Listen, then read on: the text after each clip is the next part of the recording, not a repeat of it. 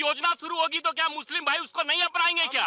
ये कई विरोध नहीं किया, हम बोल रहे हैं नहीं तो अरे तो गाइए ना, फिर गाइए फिर गाने में क्या दिक्कत है? गाइए तो फिर विरोध किस बात का? कांग्रेस के एक सांसद ने कहा है कि हम वंदे मातरम नहीं गाएंगे। कांग्रेस के सांसद ने भी कहा है, सपा के सांसद ने भी कहा है। पर्सनल है या पार्टी लाइन है? नहीं सुनिए, पर्सनल है या पार्टी लाइन है? क्योंकि मल्लिकार्जुन खड़गे, हाँ तो मल्लिकार्जुन खड़गे ने कह दिया कि नहीं किसी समुदाय को, किसी धर्म के लोगों को या किसी भी देश के नागरिक को आप मजबूर नहीं कर सकते गाने के लिए कुछ भी। ये देशभक्ति नहीं है, ये पार्टी स्टेट नहीं है। आप मजबूर कर रहे हैं। बिल्कुल मजबूर नहीं कर रहे। इस देश की आवाज है, इस देश की 140 करोड़ आबादी चाहती है कि हम देश के राष्ट्रीय गीत वंदे मातरम को गाएंगे और देश की आजादी में जो लोग शहीद हुए उनका सम्मान तभी होगा जब इस देश में वंदे मातरम गाया जाएगा। मैं आ रही हूँ, एक मिनट। क्या ये मजबूर करने वाली एक राजनीति हो रही है? और ये कह रहे हैं कि पश्चिम बंगाल का चुनाव है इसलिए इसको उठाया गया क्योंकि बंकिम चंद्र चट्टोपाध्याय जो है वो बंगाली थे। देखिए, राष्ट्रगान और राष्ट्रगीत की जब बात आती है तो ये 150 वर्ष का इतिहास रहा है। और इस प्रकार से, जिस प्रकार से यह कह रहे हैं बंगाल में चुनाव है, अब चुनाव तो भारत में हर महीने में चुनाव होते रहता है, हर साल में चुनाव होते रहता है। आज चुनाव होगा, फिर 6 महीने के बाद कहीं ना कहीं चुनाव आएगा। लेकिन इन सारे मुद्दों पर जब मैं बात करूंगा तो एक बात मैं स्पष्ट रूप से कहूंगा कि इन सारे मुद्दों पर किसी भी प्रकार की राजनीति नहीं होनी चाहिए, क्योंकि ये राष्ट्र धर्म से जुड़ा हुआ मामला है और जहां राष्ट्र सर्वोपरि है, जहां पर सूर्या जी तो मान ही नहीं रहे। अब सूर्या जी पार्टी की लाइन बताते हैं लेकिन इनके मल्लिकार्जुन खड़गे राष्ट्रीय अध्यक्ष वो तो कहते हैं हम नहीं गाएंगे। अब यहाँ पर किया जा रहा है। बिल्कुल मल्लिका, हम जबरदस्ती नहीं गाएंगे। तो राष्ट्रगीत का धुन बजेगा, राष्ट्रगीत का धुन बजेगा, गाना होगा, खड़े होंगे कि नहीं होंगे? गाएंगे नहीं। मेरा ये कहना है, जब देखिए कुछ मौके यहाँ पर रखे गए हैं, उन मौकों पर अगर राष्ट्रगीत बजेगा तब खड़े होकर के गाएंगे कि नहीं गाएंगे? बिल्कुल गाते हम, गाएंगे कि 6 क्षण गाते हैं हम। फिर ऑब्जेक्शन किस बात को? ऑब्जेक्शन इस बात से है कि आप जबरदस्ती कर सकते हैं किसी को। अगर कोई सुनिए, आप मेरा सवाल समझिए।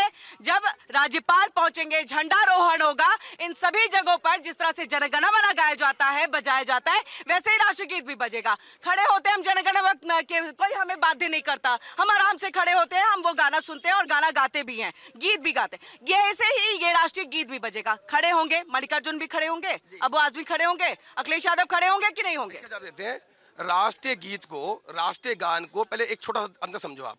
राष्ट्रीय गान को संवैधानिक सुरक्षा प्राप्त है, संवैधानिक दर्जा प्राप्त है। अभी राष्ट्रीय गीत को संवैधानिक सुरक्षा और संवैधानिक दर्जा प्राप्त नहीं है। अभी तो करने की कोशिश हो रही है। अभी वो स्वेच्छा से दिया हुआ है। अभी पहले करिए, जब संविधान ने आप उसको लागू कर देंगे तो अलग बात है। अभी भी उस पर क्लोज लगा हुआ है स्वेच्छा, आप स्वेच्छा से कर सकते हैं। और ये मजबूर कर रहे हैं गाने के लिए, कोई भी गाए। अगर किसी धर्म को आपत्ति है तो आप उस धर्म की आपत्ति को निवारण कीजिए, क्या दिक्कत है? सिंपल सी है, आप लागू कीजिए, जरूरी है गाना। मान लीजिए यही सर्वेश जी आपसे मेरा सवाल है। मान लीजिए स्कूल में, छोड़िए स्कूल भी नहीं जाते हम, ध्वजारोहण हो रहा है, वहां पर राष्ट्रगान बजेगा, हम सब खड़े हो जाते, चुपचाप खड़े होते, गाते भी हैं उस गाने को। फिर वैसे ही अगर राष्ट्रगीत बजेगा, क्या होगा? आप खड़े होंगे? बाकी अखिलेश यादव खड़े, संवैधानिक दर्जा दिया जाएगा तब तो बिल्कुल होंगे। ऐसे सिर्फ कहने से नहीं होंगे। कहने को तो हम कह रहे हैं कि पॉपुलेशन पे, पॉल्यूशन पे बात कर लो, प्रदूषण से लोग मर रहे हैं उस पे बात कर लो, बेरोजगारी पे बात कर लो, भीड़ खड़ी है बेरोजगारी की, इंटरनेशनल लेबर ऑर्गेनाइजेशन कह रहा है। लोग बेरोजगार है, बताइएगा प्लीज। मैं आ रही हूँ आपके पास, एक मिनट रुके। हाँ, कितने बेरोजगार है? बेरोजगारी बहुत है। आप हैं? हाँ, बेरोजगार। क्या काम कर रहे हैं? गवर्नमेंट जॉब नहीं है। गवर्नमेंट जॉब थोड़ी ना रोजगार होता है। सूर्या भाई, गवर्नमेंट जॉब रोजगार नहीं होता। मैडम, सरकारी संस्था पढ़ने से रोजगार बाद में इतने बच्चे जो है सुसाइड कर ले रहे हैं। सुनिए, सबसे पहले तो सरकारी नौकरी ही सिर्फ नौकरी नहीं है, प्राइवेट नौकरी भी नौकरी है। और हमारे सामने बड़े बड़े देश जो है, नहीं क्या, नहीं सवाल पूछ। सुनिए सर्वेश जी, हाँ वो जवाब लेंगे इसका। देखिए ये जवाब लेंगे, लेकिन सर्वेश जी मेरा एक ही सवाल था। एक मिनट सर्वेश जी, मेरा एक ही बात है यहाँ पर कि सरकारी नौकरी ही सरकारी नौकरी नहीं होती है। मैं भी नौकरी कर रही हूँ लेकिन मैं प्राइवेट कर रही हूँ, मैं कमा रही हूँ पैसे और मैं अपना घर बार चला रही हूँ। प्लीज उस चीज को ना बरगलाइए मत, जनता को बीच में, जनता को बरगलाइए मत। जो भाई साहब अभी कह रहे थे कांग्रेस सबके साथ थी। 31 अक्टूबर 1884 को जो सिखों के साथ कत्लेआम हुए थे, तब ये कांग्रेस कहाँ थी? 84 आपका पीछा नहीं छोड़ेगी। हाँ।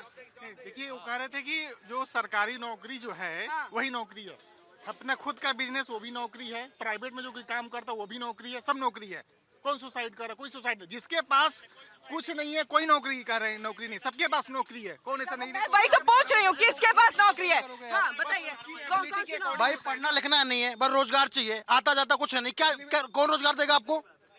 अब देखिए ये हाँ, तो मैं सर्वे जी आ रहे आजकल कहीं भी काम करो 500-600 रुपए हर कोई को मिल रहा है। देखिए कहीं पर भी काम करो 500-600 मिल रहा है। देखिए कमाना जरूरी है। हाँ क्या काम करते हैं? क्या काम करते हैं आप? मैडम जॉब करता हूँ। जॉब कर रहे हैं, जॉब कर रहे हैं। सर्वेश जी जॉब कर रहे हैं। आप लोग जॉब कर रहे हैं। जॉब कर रहे हैं। कहाँ कर रहे हैं? किस कंपनी में कर रहे हैं? यहीं पे कर रहा है। यहीं कर रहे हैं। आप लोग में से कौन जॉब कर रहा है? जॉब कर रहे हैं? हाँ नीचे करिए फोन, बताइए। जॉब नहीं कर रहे हैं। नहीं कर रहे हैं, कहीं नहीं कर रहे हैं। नहीं। हाँ तो फिर फोन क्यों लेकर के? और कितने का फोन है ये? 2000 का। 2000 का। चलिए आपका तो जवाब ही महान है। आप लोग में से कितने लोग जॉब कर रहे हैं? जॉब कर रहे हैं?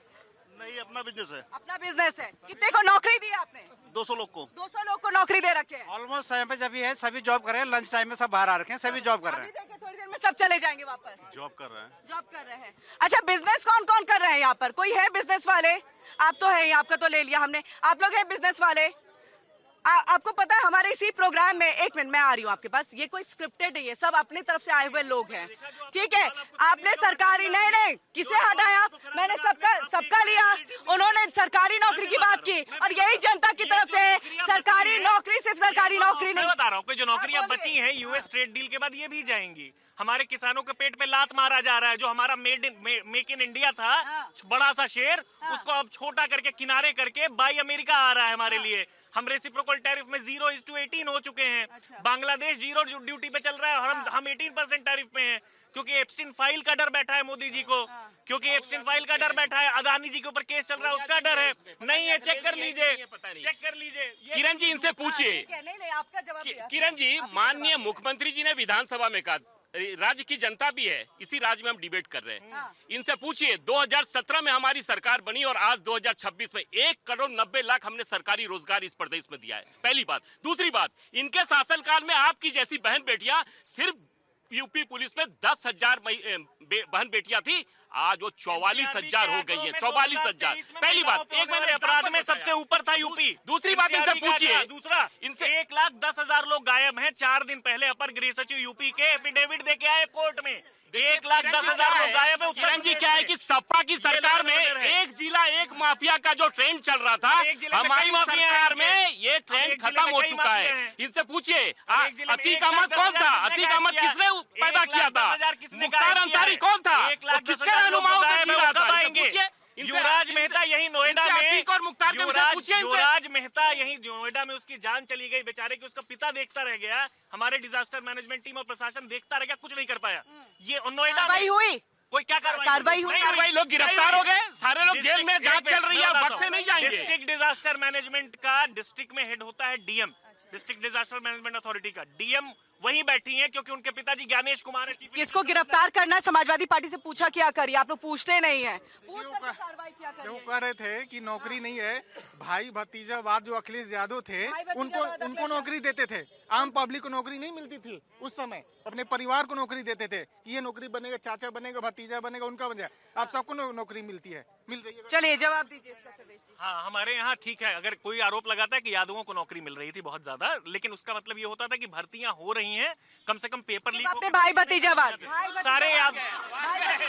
मैं कह रहा हूँ, अगर आप ये कहते हैं, हाँ ठीक है, मान लिया यादवों की भी पार्टी है सपा, यादवों की भी पार्टी है, यादवों की, लेकिन नौकरियां ठीक है, नौकरियां मिलती थी, नौकरियां की नहीं, कुछ यादवों की पार्टी है। वो तो आप किसी के नहीं है। अरे हम तो पूरे देश के हैं, पूरे देश के पेपर लीक हुआ है, 23 पेपर लीक। अगर इतनी आंखें बंद कर लेनी है केवल मतांध होके, तो फिर बंद कर लीजिए आप लोग, कोई दिक्कत नहीं है। 23 पेपर लीक हुए, लोगों के बच्चों के पिता, माता पिता जाके सुसाइड कर रहे हैं। लोगों की एज निकल गई, उनकी भर्ती नहीं हो पाई, उनकी आवाज कोई नहीं सुनाने वाला है। आप लोग कुछ कह रहे थे? हाँ देखो कुछ नहीं है इनका, खाली अच्छा, मुद्दा। कोई एग्जाम अभी हाल फिलहाल में किसी ने दिया है? कोई एंट्रेंस एग्जाम, कोई सरकारी नौकरी के लिए एग्जाम किसी ने दिया है? सब नौकरी वाले लोग हैं, एग्जाम ही नहीं कोई दे रहा है। नौकरी जरूरत ही नहीं है। अगर पीछे साइड में भी आप लोग में से कोई सरकारी नौकरी एग्जाम दिया हो? नहीं है, सब नौकरी वाले हैं। सरकारी नौकरी भाई साहब भी कर रहे हैं, हम भी सरकारी नौकरी कर रहे हैं। नौकरी जो नौकरी होती है, नौकरी का मतलब क्या छोड़ होता दिया। है? नौकरी का मतलब क्या होता है? क्या नौकरी का मतलब क्या है? अगर आप गवर्नमेंट जॉब में हो तो नौकरी है, फिर बिल्कुल नहीं। रोजगार का मैंने यही पूछा था तो कहे कि स्क्रिप्ट बदल दी मैं आपने। बता रहा हूँ, नहीं मैं उनका भी जवाब दे रहा हूँ। नहीं नहीं, आपके स्क्रिप्ट बदल रहा हूँ। जब आप ये कह के जाती है ना कि अखिलेश, इनसे पूछ लिया करिए किसको सजा हुई। नहीं अब आप देखिए बात पलट रहा है, बात पलट रहा है सर्वेश जी। आपने बोला इनकी गिरफ्तारी नहीं हुई, अब इनकी हो जाती है तो आप कहते हैं बार बार। मेरी स्क्रिप्ट तो आप लोग तय करते हैं अपने हिसाब से। बिल्कुल, देखिए उनके जवाब ये दे रहा हूँ। इंटरनेशनल लेबर ऑर्गेनाइजेशन विश्व में वो संस्था है जो लोगों के रोजगार के बारे में बताती है। इंटरनेशनल लेबर ऑर्गेनाइजेशन में ने कहा है कि प्रदेश में सबसे ज्यादा बेरोजगारी है, देश में सबसे ज्यादा बेरोजगारी पिछले 5 साल में रही है। अगर उसको भी नहीं मानना है, एनसीआरबी का आंकड़ा कहता है, एनसीआरबी का अच्छा, आप बेरोजगारी दर आपको पता है देश में क्या है, बेरोजगारी दर पता कितना है? प्रदेश में? नहीं देश की बताइए। देश की बेरोजगारी दर आप बताइए। नहीं, प्रदेश 4.4 जब हमारी सरकार बनी थी तब भी और आज भी बेरोजगारी दर कम हुआ है, बढ़ा नहीं है। उतने की उतनी है, पता नहीं है ना। 4.64 है, 4.64 है बेरोजगारी दर, और वो उतनी ही थी 2014 में 4.64। जितनी थी उतनी ही है आज भी, और वो कम भी नहीं हुई है। आप ये खुद मान रहे हैं, ये खुद मान रहे हैं, जबकि हमने ये कहा है कि बेरोजगारी दर कम हुआ है, बढ़ा नहीं है। 4.4 कम हुआ है, आप कह रहे हैं कम हुआ है, बिल्कुल कम नहीं हुआ कम, है। आप ही ने तो कहा कि ये बराबर है। अच्छा, इनसे पूछिए, उत्तर प्रदेश में हम बैठे, उत्तर प्रदेश में 2017 के पहले पूरे देश में किरण जी सिर्फ 2 मोबाइल की फैक्ट्रियां थी। आज उत्तर प्रदेश में सिर्फ 100 से ज्यादा मोबाइल की फैक्ट्रियां उत्तर प्रदेश में काम करी और पूरे देश में 337 मोबाइल की फैक्ट्रियां हैं। तो इसका जवाब पहले एक टाइम पे मोबाइल ही नहीं हुआ करता था। उससे अरे पहले साहब, सुनिए टाइम के साथ बहुत चीजें प्रोग्रेस करती हैं। 2023 में और चीजों में हम आगे बढ़े हैं। मैं कहता हूँ महिलाओं पे होने वाले अपराध में सबसे ऊपर यूपी रहा है 2023 में। एनसीआरबी का आंकड़ा है, गवर्नमेंट ऑफ इंडिया की एजेंसी एनसीआरबी। दूसरा, पर कैपिटा इनकम में नीचे से दूसरे स्थान पे हम। पिछले साल बजट में 50% हमारा जो एलोकेटेड फंड था वो यूज ही नहीं हो पाया। पीडब्ल्यूडी में 29% हुआ। जो हमें फंड हम जो कर रहे हैं वो हम यूज भी नहीं कर पा रहे, जो फंड एलोकेट कर रहे हैं। कहाँ का इंफ्रास्ट्रक्चर डेवलपमेंट है? जो आप बजट ला रहे हैं वो यूज भी नहीं कर पा रहे। कहाँ इंफ्रास्ट्रक्चर कुछ डेवलपमेंट है ही नहीं यहाँ पर। वापस से लेकिन अब हम मुद्दे पे आ जाते हैं। ठीक है, आपकी बात लेकर के फिर मैं अपने आप कह रहे हैं डेवलपमेंट हो रही है, अभी खुद बोल रहे हैं। डेवलपमेंट नहीं हो रहा है, खुद ही बोला है। नहीं उन्होंने कहा इंफ्रास्ट्रक्चर है ही नहीं, कोई डेवलपमेंट ही नहीं है। बजट में, पिछले साल के बजट में जो एलोकेटेड फंड था उसका 50% भी यूटिलाइज नहीं हो पाया। कैसी डेवलपमेंट है ये? डेवलपमेंट ही नहीं हो रहा। हाँ, कांग्रेस तो गुंडागर्दी की सरकार थी, कितना डेवलपमेंट हुआ कांग्रेस में बताइए, आप बताइए। ठीक है, इसका जवाब सूर्य कितना जी देंगे। डेवलपमेंट हुआ कांग्रेस में, आप इसका बताइए। जवाब सूर्य जी देंगे। हाँ, आप लोग? Yes ma'am. हाँ, इसका जवाब कितना डेवलपमेंट हुआ है? कब से रह रहे हैं उत्तर प्रदेश में? खास मैं तौर तो 20-25 साल दे रहा हूँ, ज्यादा दूर मत जाइए। NH24 बने 5 साल हुए हैं, उससे पहले का NH24 देख लीजिए और आज का देख लीजिए। आप ज्यादा दूर जाने की जरूरत नहीं है। ज्यादा दूर जाने की जरूरत नहीं है, अभी देख लीजिए। आप लोग कब से रह रहे हैं उत्तर प्रदेश में? आप 10 साल से। 10 साल हो गए। 10 साल में क्या डेवलपमेंट दिखा है। क्या डेवलपमेंट रहा? मेट्रो स्टार्ट हो गई है। मेट्रो स्टार्ट, एक्वा लाइन में मेट्रो स्टार्ट कर दी गई है। हाँ, और सड़कें? NH24 सड़कें काफी अच्छी है नोएडा की। इंफ्रास्ट्रक्चर के मामले में सबसे अच्छा है। नोएडा का 2017 पहले ग्रेटर नोएडा बेस में कोई रहने को तैयार नहीं था। वहाँ पब्लिक भर्ती जा रही है, जब से लाइन क्राइम रेट कम हुआ है। क्राइम रेट कम हुआ है। ये एनसीआर भी छोड़ दीजिए, हम तो कह रहे हैं जनता। मैं तो जनता ले रही हूँ भाई, मैं तो जनता दे रही हूँ, मैं तो जनता भी ले रही हूँ और वो आपके सामने है। नहीं, मैं कह रही हूँ वो आपके सामने है। अभी जिस मुद्दे पर, लेकिन वापस से अपने मुद्दे पे हम आते हैं, वंदे मातरम को लेकर के।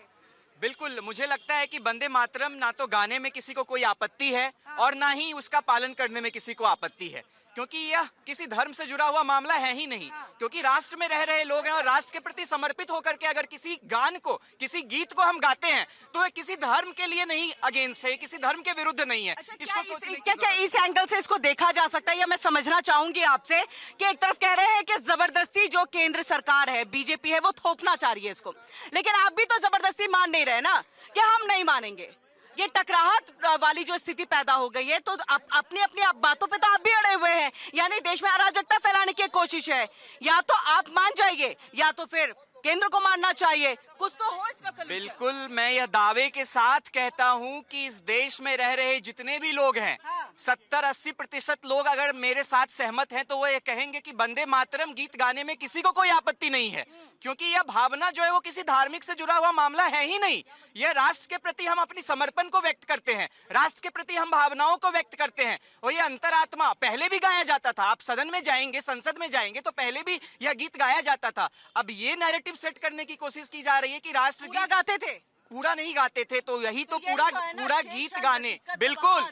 तो जब तक हम गीत की भावनाओं को समझेंगे नहीं, उसमें क्या लिखा है उसको समझेंगे नहीं, हम अपने मातृभूमि को सलाम कर रहे हैं, प्रणाम कर रहे हैं, तो इसमें किसको कोई आपत्ति होगी, किसको क्या दिक्कत होगी?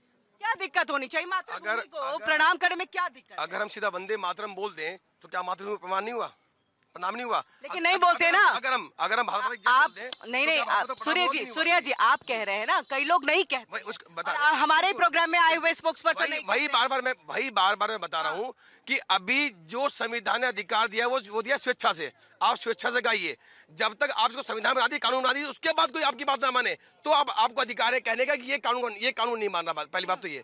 दूसरी बात, जिस भाई साहब ने बात करी कि कांग्रेस ने क्या विकास किया, आज नोएडा जो खड़ा है आईटी पे, जो नोएडा खड़ा है आईटी पे, गुड़गांव खड़ा है आईटी पे, आज बेंगलोर हैदराबाद खड़ा आईटी पे, उस आईटी शुरुआत किसने करी? कांग्रेस ने।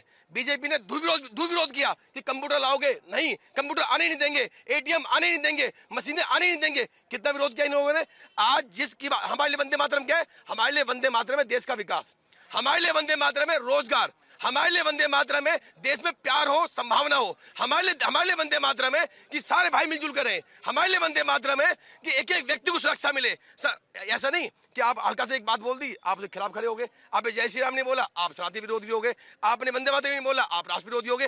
क्या कहानी करी जा रही है? सिर्फ एक वर्ड बोलने से आप देश विरोधी हो गए, सनातन विरोधी हो गए। कैसे देश का निर्माण कर रहे हैं? अच्छा, एक सवाल, इसका फिर विरोध क्यों किया जाता है? विरोध प्रभु श्री राम का नाम लेने में विरोध क्यों होता है? वंदे मातरम एक मिनट मेरा सवाल सुन लीजिए, विरोध क्यों होता है? मतलब विरोध क्या कोई हवा देने की एक कोशिश है? इसका जवाब देते हैं। बात विरोध जय श्री राम का नहीं है। आप समझ नहीं रहे इस बात को। आज भी विरोध जय श्री राम का नहीं है, विरोध वंदे मातरम का नहीं है। विरोध है कि जो जय श्री राम नहीं बोलेगा वो सनातन विरोधी है। लोग ये कहते हैं कि आप जय श्री राम बोलिए, अगर मैं ना बोलूं अभी जय श्री राम, मैं जय श्री कृष्ण बोल दूं, इनको क्या आपत्ति है? नहीं, जय श्री राम बोलूंगा तो आप अगर नहीं कृष्ण में कहा बिल्कुल, लेकिन नारा कौन सा है?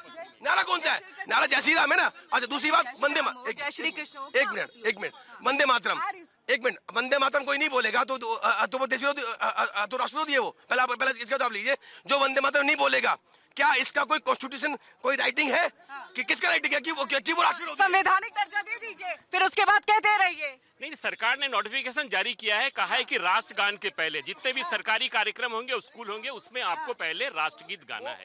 ये आई फरमान तो लगी, सरकार कुछ भी कहते, पहले उसका नियम बनाइए, कानून बनाइए, फिर बोलिए। सरकार ये हाजियों का मस्जिद नहीं है कि वहां से फरमान जारी होगा। सरकार नोटिस जारी करती है, सरकार एडवाइजरी जारी करती है, पहली बात। दूसरी बात, मैं अपने मित्र से पूछना चाहता हूं, आप ये बताइए, किसी देश के मुसलमान बाबर के कब्र पर जाकर, गौरी के कब्र पे जाकर वहां सर झुकाएंगे, लेकिन आप वंदे मातरम नहीं गाएंगे? ये कैसी बात है? दूसरी बात, अभी मित्र रोजगार की बात करें, आप किरण जी जिस माइक को लेके खड़ी है ना, ये 14 तक ये माइक हिंदुस्तान में नहीं बनता था, ये चाइना में बनता था, लेकिन हमारी सरकार बनने के बाद ये आज यही बन रहा है। ये इनकी जानकारी के लिए मैं बता देता हूँ।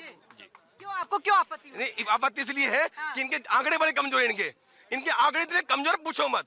अरे भाई 90-35 में माइक बन गए थे, 90-20 माइक बन गए थे। सुनिए बता रहा हूँ आपको, फिल्में 1912 में आ गई थी, वहाँ माइक चलते थे, वो चाइना से मान लिया था उस टाइम पे। 1912 में फिल्म बन गई थी हमारी, चाइना की फिल्म। क्या पता कर लीजिए आप इस माइक के विषय में पता कर लीजिएगा पहले। दूसरी बात देखिए किरण जी, आज मुद्दे पे हम बात करें वंदे भारत। क्या कह रहे हैं आप? ठीक है, नई फैक्ट्री लग गई, इसमें कोई आपत्ति नहीं है, लेकिन आप कह रहे माइक चाइना से जाते सारे, रॉन्ग। इनसे पूछिए किरण जी, ये बार बार अर्थव्यवस्था और तमाम बात कर रहे हैं। हम सिर्फ एक बात देश की जनता के सामने पूछना चाहते हैं। देश आजाद हुआ 1947 में, शायद इनको पता नहीं होगा, उस समय भारत की अर्थव्यवस्था जो थी वो 6ठे नंबर पर थी, और इनके कांग्रेस के शासनकाल में, पहले का छोड़ दीजिए, 2004 से 14 तक में 11 पर अर्थव्यवस्था थी, और आज अर्थव्यवस्था 4थे नंबर पर है। 1947 में भारत की अर्थव्यवस्था नंबर 66 पे, देखिए छठे, भैया कहाँ 6ठे नंबर पर थी। ये आप अपनी आलोचना खुद ही कर रहे हैं। देखिए इंडिया डेली 24/7 अब आपके स्मार्ट टीवी पर। इंडिया डेली मौजूद है सभी डिजिटल प्लेटफॉर्म पर लाइव और लगातार। इंडिया डेली 24/7 हर दिन राष्ट्र को समर्पित।